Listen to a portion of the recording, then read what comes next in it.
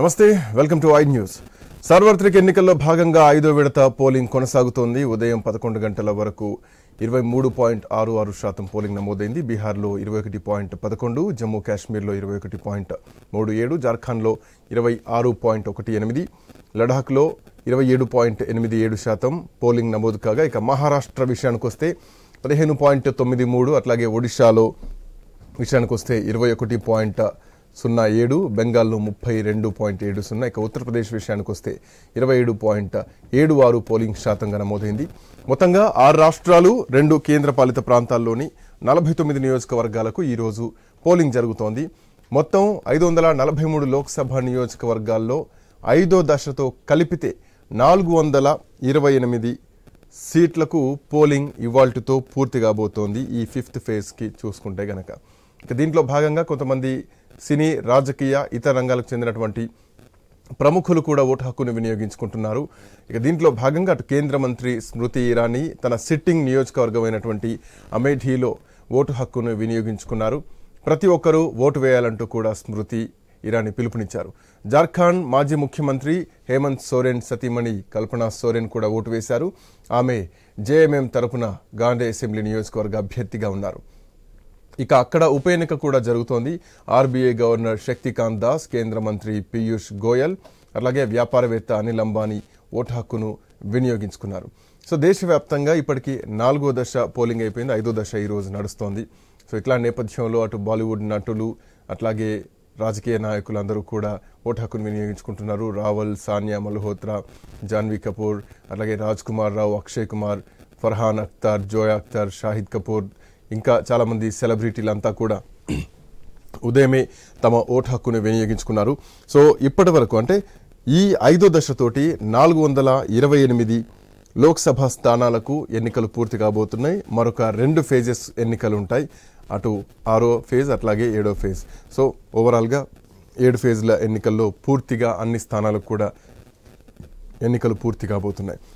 Right, ఒకసారి మాట్లాడదాం. మనతో పాటు ప్రొఫెసర్ శేషు గారు, అట్లాగే బండారు రామ్మోహన్ రావు గారు, రాజకీయ విశ్లేషకులు ఉన్నారు.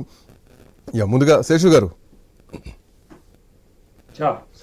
శేషు గారు, good afternoon. Good afternoon.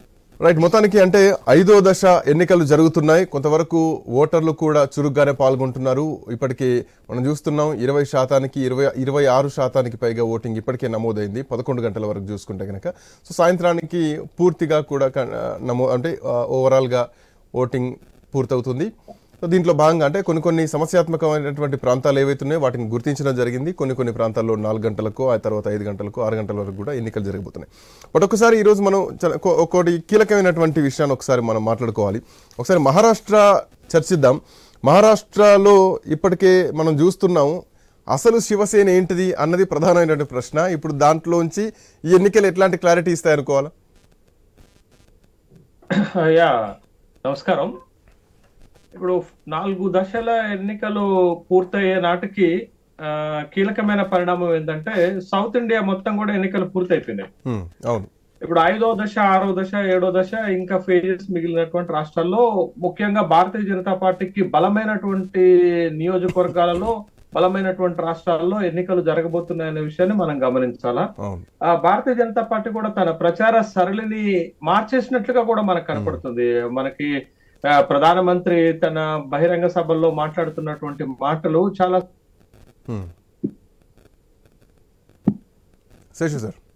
South Indian ప్రచారానికి, నార్త్ ఇండియాలో జరుగుతున్నటువంటి ఎన్నికల ప్రచారానికి కొంచెం తేడా కనపడుతున్నట్లుగా మనకు కనపడుతుంది. సరే, ఏదైనప్పటికీ 5th ఫేజ్ లో చాలా ప్రధానంగా యూపీలో 14 జరుగుతున్నాయి, బీహార్ లో 13 జరుగుతున్నాయి, ఒరిస్సాలో 7, వెస్ట్ బెంగాల్లో 7 జరుగుతున్నాయి, ఒరిస్సా జరుగుతుంది, మహారాష్ట్రలో జరుగుతున్నాయి. ఇది చాలా కీలకమైనటువంటి ఇప్పుడు 49 నియోజకవర్గాల్లో మెజార్టీ నియోజకవర్గాలు 40 నియోజకవర్గాలకి భారతీయ జనతా పార్టీ చేతుల్లో ఉన్నటువంటి ఫేజ్ గానే మనం చూడాలి. ఇది కీలకమైనటువంటి ఫేజే వాళ్ళకి. అయితే ఇక్కడ మనం గమనించాల్సింది, మీరు అడుగుతున్నది మహారాష్ట్ర రాజకీయాలు. మహారాష్ట్రలో చాలా పెద్ద రాష్ట్రమే, మన దేశంలో 48 లోక్సభ స్థానాలు ఉన్నటువంటి రాష్ట్రము.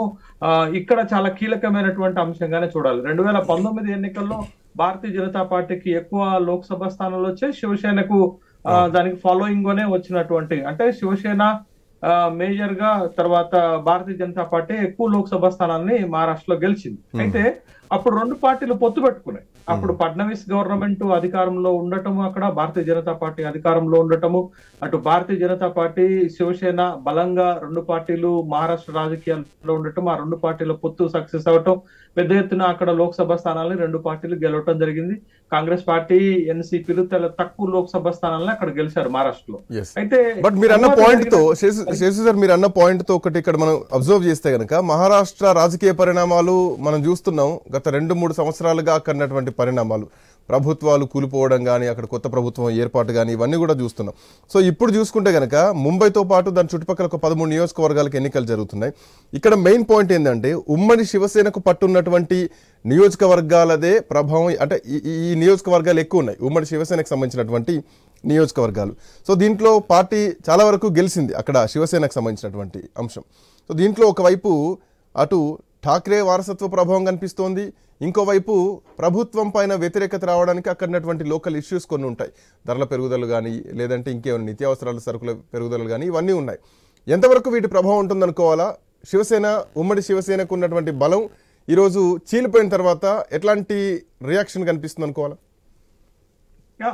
శ్రీకాంత్, ఇక్కడ 2020లో మహారాష్ట్ర శాసనసభకు జరిగినటువంటి ఎన్నికల్లో బీజేపీనే ఎక్కువ శాసనసభ స్థానాలు గెలిచింది.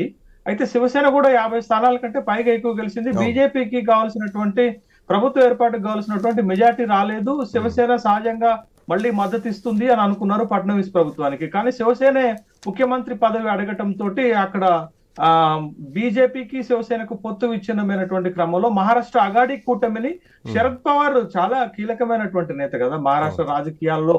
దశాబ్దాలుగా శరద్ పవార్ వేస్తున్నటువంటి ముద్ర మనకు తెలిసింది. శరద్ పవార్ ను ఒక విధంగా మహారాష్ట్ర రాజకీయాల్లో, దేశ రాజకీయాల్లో ఒక చాణక్యుడిగా చూస్తాం.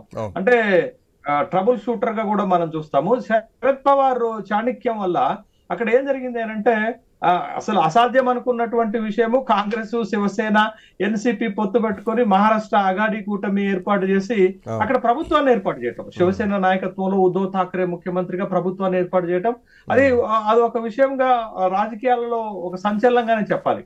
కానీ తర్వాత జరిగినటువంటి పరిణామాలలో భారతీయ జనతా పార్టీ మంత్రాంగం ఫలించటం వల్ల ఏక్నాథ్ షిండే శివసేన నుంచి చీలిపోయి రావటం వల్ల మెజారిటీ శాసనసభ్యుల్ని, మెజారిటీ లోక్సభ సభ్యుల్ని ఏక్నాథ్ షిండే తన వైపుకు తీసుకొని రావటం, భారతీయ జనతా పార్టీ అనూహ్యంగా ఏక్నాథ్ షిండేనే ముఖ్యమంత్రిగా చేసింది. భారతీయ జనతా పార్టీ ముఖ్యమంత్రిగా తీసుకోకుండా ఏక్నాథ్ షిండేనే ముఖ్యమంత్రిగా చేసింది. ఇది ఒక బలమైనటువంటి రాజకీయ వ్యూహంగానే చెప్పాలి. ఆ బలం సరిపోదు అని అనుకున్నటువంటి క్రమంలో ఎన్సీపీని కూడా చీల్చారు.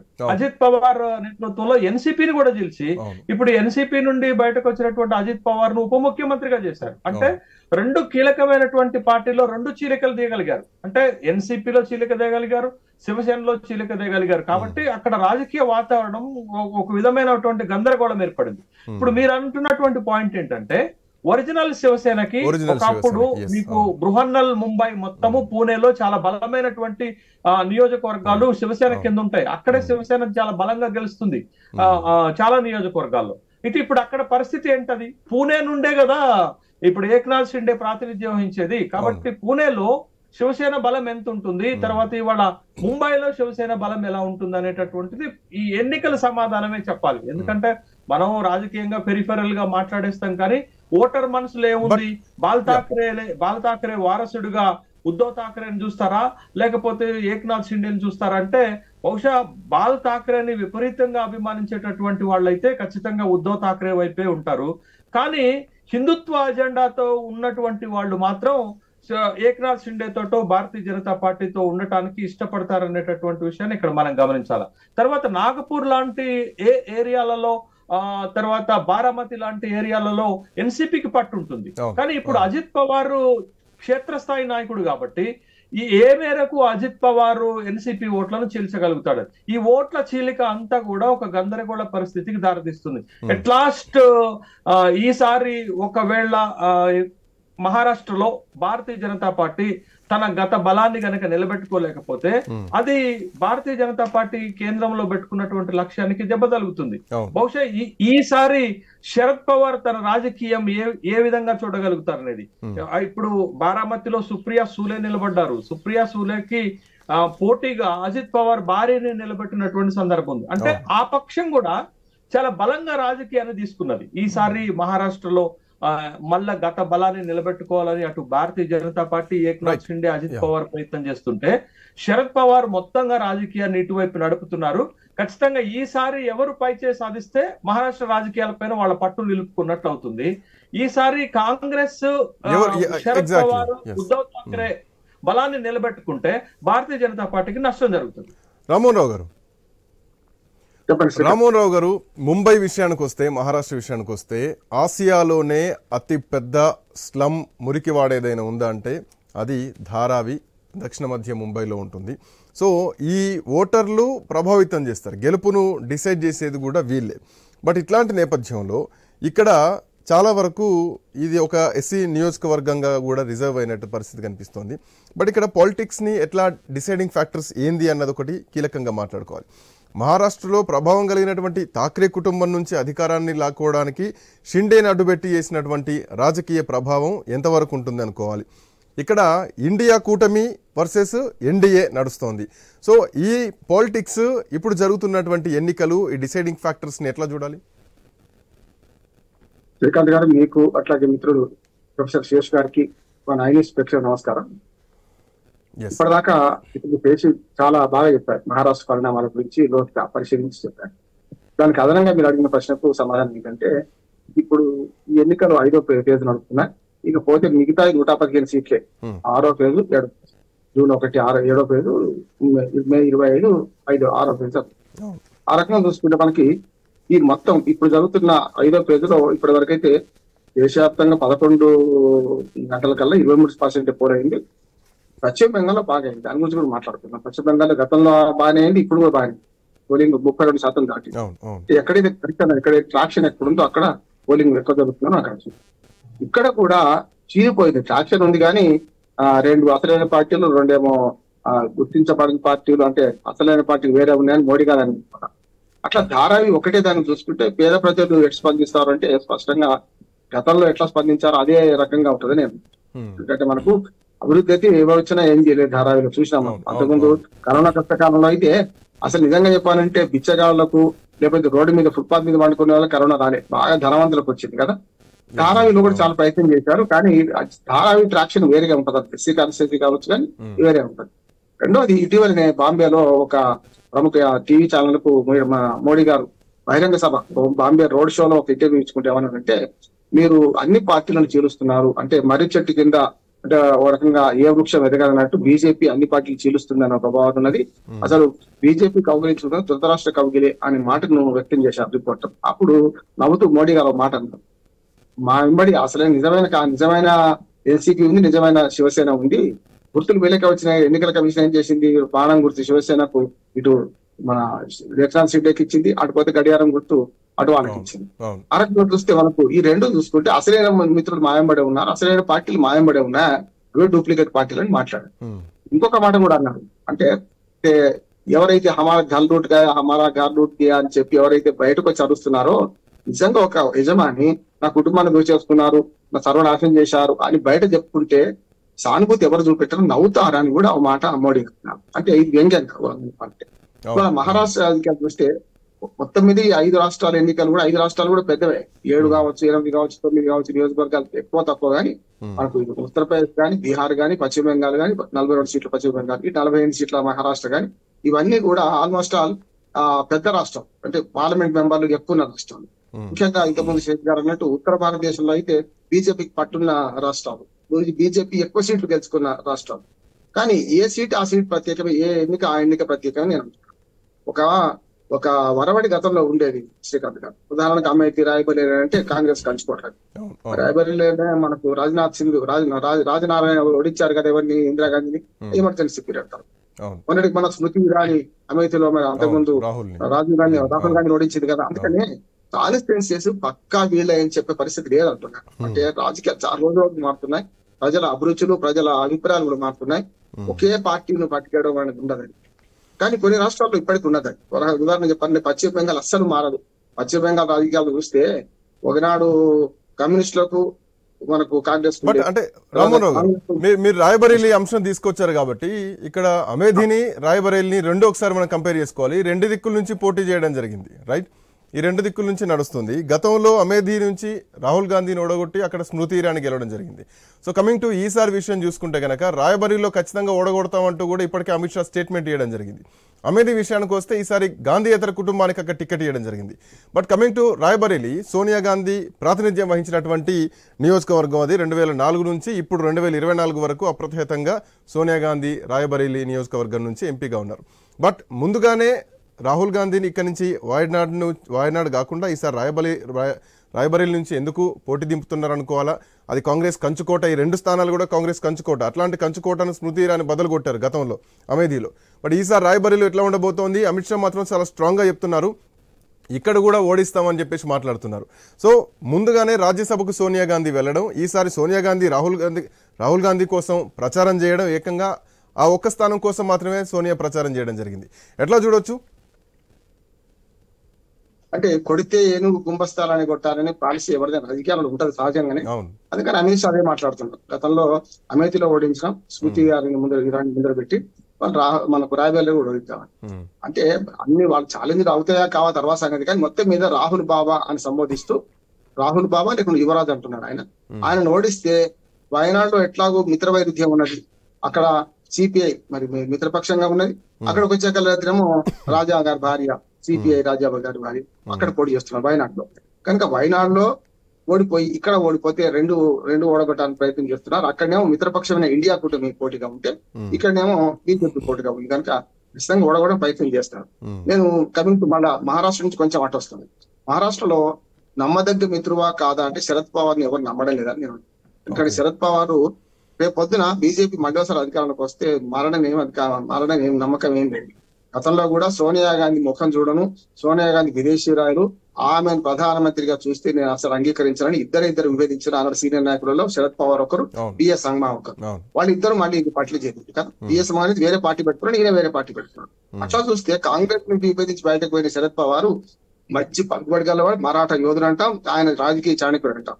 మహారాష్ట్రగా దేశవ్యాప్తంగా కూడా ఒక దేశంలో శరద్ పవార్ లాంటి వాడికి రాష్ట్రపతి పదవి ఇస్తా అంటే ఎందుకు పోడు రేపు పొద్దున? అందుకని నమ్మదగ్గ మిత్రుడు అయితే కాదు కాంగ్రెస్. రేపు పొద్దున ఇక్కడ ఇద్దరు చూసుకుంటే కూడా మహారాష్ట్రలో ఈ 4 అంటే 2 నిజమైన పార్టీలు, 2 ఏమో బయటకు నెట్టబడిన పార్టీలు, అసలైన వ్యక్తులు అందులో ఉంది. కనుక శరద్ పవార్ కానీ లేకుంటే ఉద్ధవ్ ఠాక్రే కానీ ఈ వాళ్ళకి తిరుగుబాటు ఈ నాలుగు పార్టీలు ఉన్నట్టు లెక్క. అక్కడ అదనంగా బీజేపీ ఉన్నది, ఇవన్నీ ఉన్నాయి. కనుక ఈ 5 పార్టీల కూటమి వేరువేరుగా పోటీ చేస్తున్నారు కనుక, ఒక కూటమి చేస్తున్నారు, వేరువేరుగా ఉన్నారు కనుక వీళ్ళ రిజల్ట్ ఎట్లా ఉంటదంటే ప్రజల అయోమయాల పరిస్థితి ఉన్నది. అంటే వన్ సైడ్ అలానా వాడు ఉన్నాడు నిలబడి ఓటేసే పరిస్థితి మహారాష్ట్రలో కనపడుతుంది నాకైతే. రెండవదిగా ఉత్తరప్రదేశ్కి వస్తే మీరు అన్నది ఉత్తరప్రదేశ్ లో అసలు ప్రియాంక గాంధీని దుర్ముఖంగా వాడుకుంటారని నేను అనుకున్నాను. చాలా మందికి ప్రియాంక గాంధీని కొంత కాంగ్రెస్ నాయకులే కాదు, ప్రతిపక్ష స్థానంలో ప్రతిపక్ష పార్టీలో ఉన్న వాళ్ళకి కూడా ఇందిరాగాంధీ లాగా ఉంటదని, కొంత ఆమె లాగా ధైర్యంగా నిర్ణయం తీసుకోవటదని చెప్పి ఉంటున్నాడు. కానీ ఆమెను ఎప్పుడు తురుపుగా వాడుకుంటున్నారు, ఉత్తరప్రదేశ్ లోనే ఆమె బదనాం చేసి విడిచిపెడుతున్నారు. నిజంగా చెప్పాలని ఉత్తరప్రదేశ్ కాకుండా దేశమంతా వాడుకునే పరిస్థితి ఈ ఎన్నికల్లో కనపడలేదు, అంతకుముందు కనపడలేదు మనకు. ఎప్పుడైతే రాహుల్ గాంధీ భారత్ జోడో యాత్ర మొదలైందో అప్పటి నుంచే కొంచెం ఆమెను ముందుకు తీస్తున్నాం. అట్లా చూస్తే రేపు పొద్దున ప్రియాంక గాంధీ తన తమ్ముడి గెలుపు కోసం ఖచ్చితంగా ప్రయత్నం చేస్తున్నది. ఇప్పటికే తన తమ్ముడిని గెలిపించమని మనకు రాయబరేలీ తిరుగుతున్నది. సోనియా గాంధీ గారు తప్పుకున్నారో పారిపోయినారో అనను కానీ ఆమె ఈ క్రియాశీల రాజకీయాల్లో ఈ పోటీ పడి రేపు పొద్దున అందరికి నమస్కారాలు పెట్టుకుని తిరిగి వీళ్ళు కష్టం కానీ రాజ్యసభకి వెళ్ళిపోయింది. అది గౌరవప్రదంగా మంచిది అంటున్నారు చాలా మంది. నిజంగా లోక్సభలో పోటీ పడుతున్న వాళ్ళలో ఇంకొక 20-30 మంది రాజ్యసభలో ఉండాల్సిన వాళ్ళు ఏంటంటే రాజ్యసభలు ఉంటే గౌరవంగా ఉంటది. గతంలో నేను ఒక ఆర్టికల్ రాశాను, పెద్దల సభ గద్దల సభ, కుర్చీలు ఎక్కి మైకిల్ వీసిన సందర్భంలో చాలా మంది ఏం చేస్తున్నారంటే దీన్ని కూడా రాజకీయ నిరుద్యోగులకు వాడుకునే ప్రయత్నం నుంచి మెల్లమెల్లగా మెయిన్ స్ట్రీమ్ లో ఉన్న రాజకీయ నాయకులు కూడా రాజ్యసభకు తీసుకొచ్చుకుంటారు. అది కరెక్ట్ గా ఉంటాం. రాజ్యసభలో గౌరవప్రదంగా ఉండాలి, లోక్సభ కంటే ఎక్కువ హుందాగా ప్రవర్తించాలి, లోక్సభ అధ్వానంగా ఉండాలని ఎవరని. కానీ ఇప్పుడు ఏమైందంటే ఈ ఉత్తరప్రదేశ్ రాజకీయాలలో తమ్ముడికి విసులు పాటించుకుంటూ ఆయన దేశమంతా తిరగాలి కనుక ప్రియాంక గాంధీ తన గెలిపే తమ్ముడు గెలిపే తన గెలుపు అనే ప్రయత్నం చేస్తున్నది. ఇందులో నా ఉద్దేశం ఏంటంటే ఇంత ప్రయత్నం చేసినా రాహుల్ గాంధీ మరి మా రాయబరేలీలో గెలుస్తారని అనుకుంటున్నాను. ఇప్పటికైతే గతంలో మేము నష్టపోయినాం అనుకోవచ్చు, లేకపోతే సాంప్రదాయంగా వస్తున్న ఓటర్లు కావచ్చు, ఒక దేశంలో కీలక నాయకుడిని ఓడగొడితే ఎట్లా అనుకోవచ్చు. అందుకని అక్కడ వయనాడులో సరిగ్గా మళ్ళీ బట్ రాయబరేలీ విషయానికి వస్తే రామ్మోహన్ రావు రాయబరేలీ విషయానికి వస్తే Bharatiya Janata party ground work చాలా స్ట్రాంగ్ గా చేసింది. తెలంగాణలో ఒక కామారెడ్డిని ఎట్లా అయితే చూసామో రాయబరేలీలో కూడా అట్లాంటిది జరగబోతోంది. గ్రౌండ్ వర్క్ చాప కింద నీరులా చేసింది భారతీయ జనతా పార్టీ అన్నది ప్రధానంగా వినిపిస్తోంది. సోనియా చేతుల గతంలో ఓడిపోయినటువంటి వ్యక్తికే ఈసారి మళ్ళీ కూడా భారతీయ జనతా పార్టీ టికెట్ ఇవ్వడం జరిగింది. కొంత గ్రౌండ్ వర్క్ జరిగింది. ఈసారి పగడ్బందీగా భారతీయ జనతా పార్టీ వ్యూహంగా ఉంది ఇక్కడ ఈ స్థానాన్ని ఢీకొట్టడానికి అన్నది ప్రధానంగా వాళ్ళకున్నటువంటి ధీమా. ఉత్తరప్రదేశ్ లో ఇప్పటికీ మెజార్టీ సీట్లు వాళ్ళు గెలుచుకునే అంతెందుకు, ఇప్పుడు మనకు మాయావతి గతంలో ఓట్ హమారా రాజ్ తుమారా అని కనిషిరామ్ నినాదాన్ని తీసుకొని దాదాపు 2 దశాబ్దాల తర్వాత ఆమె ముఖ్యమంత్రి అయింది. అక్కడ అయిన తర్వాత ఆమె వాస్తవాన్ని గ్రహించి, అంటే ఈ ఓటర్ల పోలరైజేషన్ గమనించి ఆమె ఏం చేసింది, మనకు ఎస్సీ బనియా బ్రాహ్మణ్ అని చెప్పి నినాదం తీసుకొచ్చింది. అంటే బ్రాహ్మణ ఓట్లు అక్కడ బాగా కీలకమైన కనుక నినాదం తీసుకొచ్చుకున్నాయి. ఇవాళ కూడా ఉత్తరప్రదేశ్ రాజకీయాల్లో బ్రాహ్మణ్స్ ఓటును కాదని ఏ పార్టీ మనగలగదు. అందుకని అమేథీలో చూడండి శర్మగాని పెట్టారు. అంతకుముందు అమేథీలో రాహుల్ గాంధీని గెలిపించడానికి అంతకుముందు మిగతా రాజీవ్ గాంధీ నుంచి మొదలుకొని ప్రతి వాళ్ళని గెలిపించడానికి శర్మ గారి ప్రోత్సాహం ఎంతో ఉన్నది కనుక ఆయనని ఇప్పుడు ప్రధాన క్యాండిడేట్ గా వీళ్ళు నిలబెట్టారు కాంగ్రెస్ పార్టీ. ఇక్కడ కూడా అంతే. ఇక్కడ ఏంటంటే మీరు అన్న పరిస్థితిలో మన కామారెడ్డిలా ప్రయత్నం చేయొచ్చు, కానీ కొంత సాంప్రదాయ ఓటర్లు ఇంకా మారలేదని నేను అనుకుంటున్నా.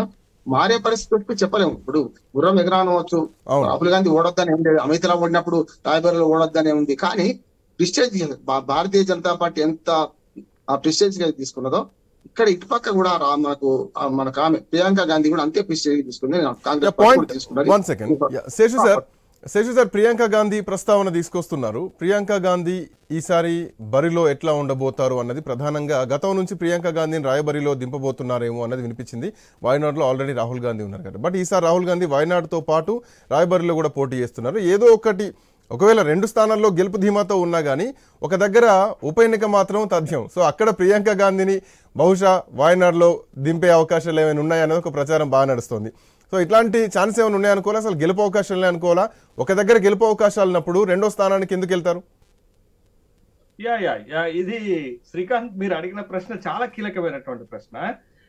ప్రధానమంత్రి నరేంద్ర మోడీ ఒక 2 ప్రధానమైనటువంటి విమర్శలు కాంగ్రెస్ పార్టీ గాంధీ కుటుంబం పైన చేస్తున్నారు. మీరు అబ్జర్వ్ చేస్తారో లేదో, సోనియా గాంధీ రాయబరేలీ నుంచి తప్పుకొని మా రాజస్థాన్ నుంచి రాజ్యసభకు ఎంపీగా ఎంపికయ్యారు.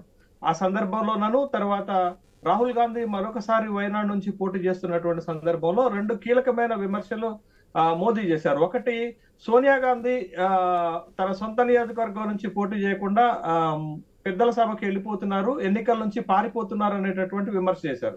రెండోది, కొంతమంది యువ నాయకులు వాళ్ళ సొంత నియోజకవర్గాల్లో ఓడిపోతామనే భయంతో వేరే రాష్ట్రాలకు పోయి పోటీ చేస్తున్నారు అనేటటువంటి 2 విమర్శలు చేశారు. ఒకటి సోనియా గాంధీ పైన, రెండోది రాహుల్ గాంధీ పైన. ఈ 2 విమర్శలు ప్రధానంగా చేశారు. అయితే ఇక్కడ మనం గమనించాల్సింది విమర్శల కంటే కూడా రాజకీయ ఎత్తుగడ చూడాలి. రాజకీయ ఎత్తుగడ మోడీ కంటే కూడా కాంగ్రెస్ పార్టీ బలంగా వేసింది. ఏంటి అని అంటే, అసలు యూపీలో సమాజ్వాదీ పార్టీ కాంగ్రెస్ తోటి పొత్తు పెట్టుకోవడానికి ఇష్టపడలే. ఇండియా కూటమిలో ఉన్నప్పటికీ కూడా అఖిలేష్ యాదవ్ కాంగ్రెస్ తో పోవటానికి ఇష్టపడట్లేదు. ఎందుకంటే కాంగ్రెస్ పార్టీ ఎక్కువ లోక్సభ స్థానాలు అడుగుతుంది. బలం లేకపోయినా పోటీ చేసేటటువంటి లోక్సభ స్థానాలు ఎక్కువగా అడుగుతుంది. దానికి ఓటు బ్యాంకు లేకపోవడంతో ఇష్టపడలేదు. కానీ ఇండియా కూటమిలో ఉన్నాడు కాబట్టి కాంగ్రెస్ పార్టీని కలుపుకోవాలి. ఎందుకు ఆర్ఎల్డి ఎప్పుడైతే పక్కకు వెళ్ళిపోయిందో, ఇండియా కూటమి నుంచి పోయి భారతీయ జనతా పార్టీలో చేరిందో, అప్పుడు అనివార్యంగా కాంగ్రెస్ తోటి అఖిలేష్ కూడా పొత్తు పెట్టుకోవడానికి ప్రయత్నం చేశాడు. ఆ సందర్భంలో పెట్టినటువంటి టర్మ్స్ ఏంటి అని అంటే, ఖచ్చితంగా అమేథీ రాయబరేలీ నియోజకవర్గాలలో మీరు పోటీ చేయాలి. పోటీ చేయకపోతే అది మీకు వచ్చేటటువంటి సీట్ల సంఖ్య తగ్గిపోతుంది. పెద్దగా కాంగ్రెస్ పార్టీ బలంగా పనిచేయదు. కాబట్టి ఒక ఎత్తుగడ ఏమేసిందంటే, మళ్ళా రాహుల్ గాంధీ వయనాడులో గెలవటం ష్యూర్ అన్నట్టు. రాహుల్ గాంధీ వయనాడులో ఎందుకు ఓడిపోతారు? అని రాజా అక్కడ నిలబడ్డా, భారతీయ జనతా పార్టీ రాష్ట్ర అధ్యక్షుడిని అక్కడ నిలబెట్టినప్పటికీ కూడా వయనాడులో ఎలక్షన్ జరిగిన విధానం చూసినా, వయనాడు పూర్వపు రాజకీయ చరిత్ర చూసినా రాహుల్ గాంధీ విజయం నల్లేరుపై నడక అనేటటువంటి విషయాన్ని మనం గమనించాలి.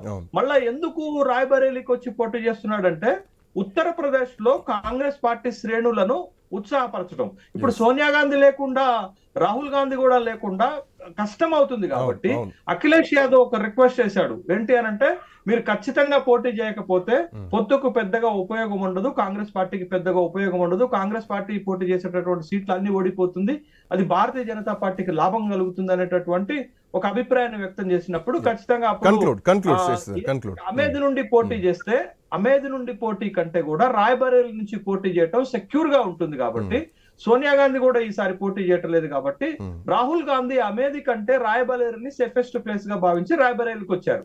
అదే విధంగా అక్కడ బ్రాహ్మణ ఓటు చాలా కీలకమైనటువంటి ఓటు కాబట్టి మీరు 1991 లో మీరు అమేధిలో సతీష్ శర్మ నిలబెట్టారు, బ్రాహ్మణ.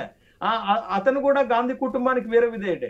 ఇప్పుడు నిలబెట్టినటువంటి కిషోర్ లాల్ శర్మ కూడా గాంధీ కుటుంబానికి వీర విధేయుడు, ప్లస్ అక్కడ బలం ఉన్నటువంటి వాడు కాబట్టి అమేధిలోకి తీసుకొచ్చి కిషోర్ లాల్ శర్మని నిలబెట్టారు. దీంతో పాటు సుల్తాన్పూర్ నియోజకవర్గం ఉంటుంది, గాంధీ కుటుంబానికి బలమైనటువంటి నియోజకవర్గం ఒక సుల్తాన్పూర్ నియోజకవర్గం ఉంటుంది. ఈ 3 నియోజకవర్గాలని కాంగ్రెస్ పార్టీ గనక గెలవగలిగితే కాంగ్రెస్ పార్టీ వేసినటువంటి ఎత్తుగడ ఫలించినట్లే కదా. మీరు ఇంకొక కీలకమైన అంశం చూడండి, 2021లో జరిగినటువంటి యూపీ శాసనసభ ఎన్నికల్లో 408 శాసనసభ స్థానాలు ఉంటే కాంగ్రెస్ గెలిచింది 2. కాంగ్రెస్ 2 సీట్లకు ప్రమోద్ తివారీ కూతురు గెలిచింది, ఇంకొక సీటు గెలిచింది. ఆ 2 సీట్లు కూడా ఎస్పీ పోటీ పెట్టలే. అక్కడ ఎస్పీ పోటీ పెట్టకుండా ఎస్పీ పరోక్షంగా కాంగ్రెస్ కు మద్దతు ఇవ్వటం వల్లనే ఆ 2 స్థానాలు అయినా గెలిచింది. లేకపోతే బిఎస్పీ 0కు పరిమితమైనట్టుగా కాంగ్రెస్ కూడా 0కు పరిమితం. కీలకమైన అంశం శ్రీకాంత్, ఇంకొక కీలకమైన అంశం, ఇవాళ రాయ్బరేలీలో గాని అమేధిలో గాని ఉన్నటువంటి 7 శాసనసభ స్థానాల్లో కాంగ్రెస్ పార్టీ ఒక్క చోట కూడా గెలవలే. ఇంకా మీకు అమేధిలో 3 చోట్ల ఎస్పీ గెలిచింది, రాయ్బరేలీలో ఒక్క చోట మాత్రమే కాంగ్రెస్ పార్టీ గెలవగలిగింది. మరి శాసనసభ్యులు లేకుండా ఎట్లా అంటే సంప్రదాయ ఓటు బ్యాంక్ ఉంది. రాయ్బరేలీలో గాని అమేధిలో గాని గాంధీ కుటుంబానికి బలమైనటువంటి సానుభూతి పరులు ఉన్నారు. ఎందుకున్నారంటే ఆ 2 నియోజకవర్గాల్లో గాంధీ కుటుంబం చేసినటువంటి అభివృద్ధి. దానికి చిన్న ఎగ్జాంపుల్ చెప్పాలా, 2004లో వరంగల్ కాజీపేటకి శాంక్షన్ అయినటువంటి కోచ్ ఫ్యాక్టరీని 2004లో అధికారంలోకి రాగానే సోనియా గాంధీ ప్రాతినిధ్యం వహించేటువంటి రాయ్బరేలీకి ఇక్కడ ఉన్నటువంటి కోచ్ ఫ్యాక్టరీని తరలించకపోయి రాయ్బరేలీలో కోచ్ ఫ్యాక్టరీ పెట్టారు. దేశవ్యాప్తంగా 3 కోచ్ ఫ్యాక్టరీలు ఉంటాయి, రాయ్బరేలీలో ఒకటి ఉంటుంది. అంటే ఏ స్థాయిలో అభివృద్ధి చేశారని చెప్పడానికి నేను ఒక ఉదాహరణ చెప్పాను. మాక్సిమం పరిశ్రమలు ప్రాజెక్టులు అన్ని కూడా రాయ్బరేలీకి అమేధికి పెద్ద ఎత్తున కుటుంబం తీసుకుపోయింది. కాబట్టి అక్కడ సంప్రదాయ ఓటు బ్యాంకు ఆ కుటుంబానికి బలంగా ఉంటుంది కాబట్టి ఆ 2 నియోజకవర్గాల్లో గెలిచేటటువంటి అవకాశాలు ఉంటాయి. ఈ కిషోర్ లాల్ శర్మ ఏం చెప్తున్నారు, Smriti right Seshu sir, will discuss again, మళ్ళీ వస్తాను మీ దగ్గరికి వస్తాను. గెలుపు పైన కిషోర్ లాల్ శర్మ అక్కడ ఎంత కాన్ఫిడెంట్ గా ఉన్నారనేటటువంటి విషయాన్ని గమనించాలి. ఇది ఒక రాజకీయ ఎత్తుగడ. యూపీలో ఈ పొత్తు సక్సెస్ అవ్వాలి అంటే ఇప్పుడు ప్రచారం ఎలా జరుగుతుంది మనం అబ్జర్వ్ చేశాం కదా. మళ్ళీ ఒక కాంబినేషన్ జరుగుతుంది అక్కడ. రాహుల్ గాంధీ అఖిలేష్ యాదవ్ కలిసి మొత్తం రాష్ట్రం అంతా కలే తిరుగుతున్నారు. రాహుల్ గాంధీ ఒక కీలకమైన మాట చెప్పారు, యూపీలో ఇండియా కూటమి తుఫాన్ రాబోతుంది, సునామీ రాబోతుంది అని చెప్పాడు. అంటే కాన్ఫిడెంట్ గా ఉన్నారు. ఆ కాన్ఫిడెంట్ దేశవ్యాప్తంగా ఇండియా కూటమి ఆత్మవిశ్వాసాన్ని పెంచుతుంది. భారతీయ జనతా పార్టీకి కొద్దిగా నష్టం చేసేటటువంటి అవకాశాలు కూడా కనపడుతున్నాయి. Thank you Seshu sir, thank you Rammohan Rao గారు. సో మొత్తానికి దేశవ్యాప్తంగా జరుగుతున్నటువంటి 5వ దశ పోలింగ్, ఇప్పటివరకు పోలింగ్ పర్సంటేజ్ ఒకసారి చూసుకుంటే కనుక దేశవ్యాప్తంగా 5వ దశ ఎన్నికలు జరుగుతున్నాయి. బీహార్లో 21.11% నమోదైంది. ఆ తర్వాత జమ్మూ కాశ్మీర్లో 21.37%, జార్ఖండ్లో 26% నమోదైంది. సో మిగతా లడాక్ కానీ మహారాష్ట్ర కానీ ఒడిశా కానీ అన్నీ కూడా 20 నుంచి 25% మధ్యగా ఉంది. అటు బెంగాల్ 32%, ఉత్తరప్రదేశ్ 27% నమోదైంది. సో ఓవరాల్గా 5వ దశ ఎన్నికలు జరుగుతున్నాయి. సో ఈరోజు సాయంత్రానికి ఎంతవరకు పోలింగ్ నమోదైంది, మరొక డిబేట్లో మళ్ళీ కలుద్దాం. నెక్స్ట్